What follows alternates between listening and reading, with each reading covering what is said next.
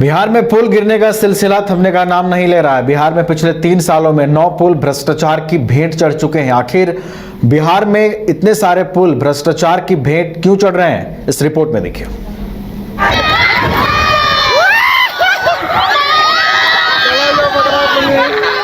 बिहार में पुल गिरने का सिलसिला जारी है। बिहार में पिछले 3 सालों में 9 पुल ध्वस्त हो चुके हैं। इनमें कुछ पुल निर्माण के समय ही ढह गए और कुछ तो उद्घाटन होने से पहले ही नदी में समा गए। 9 जून 2022 को सहरसा में पुल का एक हिस्सा टूटकर गिरा था, जहां 3 मजदूरों की मौत हो गई थी। 18 नवंबर 2022 को नालंदा में एक निर्माणाधीन सड़क पुल ढह गया था, जिसमें एक मजदूर की मौत हो गई थी। 16 जनवरी 2023 को पटना के बिहटा में निर्माणाधीन पुल गिर गया था। 19 मार्च 2023 को पथ निर्माण विभाग की लापरवाही से सारण जिले में भी पुल गिर गया था। 4 जून 2023 को भागलपुर में गंगा नदी पर बन रही पुल भरभराकर गिर गई थी और फिर 18 जून 2024 को अररिया के बकरा नदी पर बन रहा पुल भ्रष्टाचार के दलदल में समा गया। ने कहा है कि पुल जो ध्वस्त हुआ है उसका ठीक से जांच होना चाहिए। हम मुख्यमंत्री जी को पत्र लिखने जा रहे हैं। एग्जीक्यूटिव इंजीनियर वहां का, उसको उस पर कोई कार्रवाई नहीं हुई। असिस्टेंट इंजीनियर को सस्पेंड किया गया, तो तत्काल एग्जीक्यूटिव इंजीनियर को भी बर्खास्त करना चाहिए। और जो ठेकेदार हैं, बड़े बड़े लोग हैं, जो बड़े बड़े अपराधी हैं, बड़े बड़े जो माफिया हैं, किनका संरक्षण है? कौन लोग हैं? वो सत्ता में रहे लोग ही उनके द्वारा संरक्षण दिया जाता है। आज अररिया के पुल हो या बिहार के किसी भाग का जो भी कॉन्ट्रैक्टर है, इसकी जांच होनी चाहिए और लिपापोती होगा। फिर से माननीय मंत्री जी ने कहा कि जांच हो रही है, लिपापोती हो रहा है।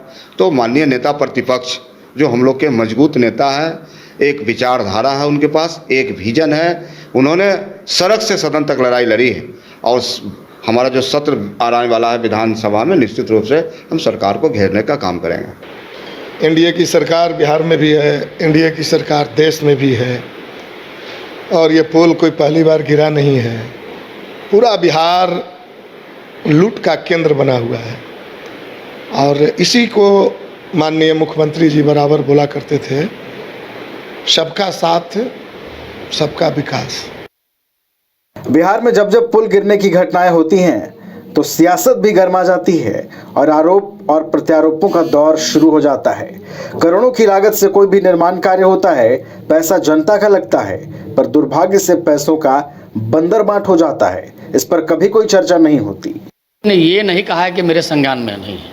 उन्होंने कहा कि ये भारत सरकार के द्वारा जो पुल बनाया जाता है वो नहीं है, बिहार के ग्रामीण विकास के द्वारा जो पुल बनाया जाता है वो पुल है। लेकिन उसकी जांच होगी। उसका जो अभियंता थे उसको निलंबित भी किया गया है। जो गलत किया है, जो उसमें कॉन्ट्रैक्टर है, वो सबकी जांच हो रही है। आखिर पुल किस कारण से क्यों गिरा? पुल का उद्घाटन होना था, उद्घाटन के पहले पुल अगर गिर गया ये बड़ी बात है, इसलिए उसकी जांच हो रही है।